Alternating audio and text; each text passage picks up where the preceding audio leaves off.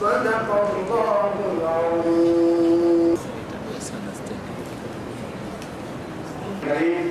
ونحن على ذلك من الشاهدين والشاكرين والحمد لله رب العالمين.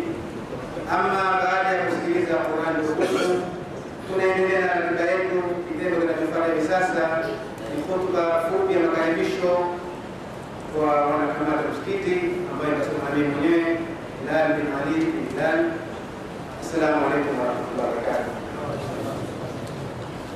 Watukufu wa Islam waliohudhuria katika shughuli yetu hii adhimu ya ufunguzi wetu wa msikiti, nachukua fursa hii kwa niaba ya kamati ya msikiti pamoja na imam kukaribisheni kuhudhuria na kushirikiana pamoja kwa ajili ya ufunguzi wetu wa msikiti kutoka katika sehemu mbalimbali, miji mbalimbali, ile ya kujali lolote na ile kwa ajili ya kushirikiana pamoja na sisi kwa ajili ya jambo hili tukufu. Tunakwambieni karibuni, isipokuwa tunakuombeni radhi pale popote ambapo mtakutia usumbufu, hususan kutokana na makazi. Yaani makazi ya leo yamekuwa ni madogo sana kutokana na wingi wa waalikwa. Alhamdulillah, kila mmoja amekuwa na hamu kuhudhuria hapa. Kwa hiyo wengine walikuwa na hamu kuhudhuria kuona wageni wetu watukufu kutoka katika miji ya mbali, lakini nafasi imekuwa ni ndogo. Kwa hiyo tunakwambieni kutuie radhi kwa hilo.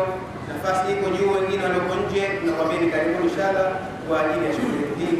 Na pale ambapo tatokea dosari yote, tunakwambieni salamanini na inshallah muone kama ni mambo ya kibinadamu. Karibuni inshallah. Wa alaykum salaam wa rahmatullahi wa barakatuh. Ama baada ya hotuba ya makaribisho fupi, kitendo ambacho ya msikiti kwa ajili ya msikiti na kwa lugha ya Kiswahili inshallah ambayo tutatolewa na Mali Abdulrahman bin Hamid bin Sheikh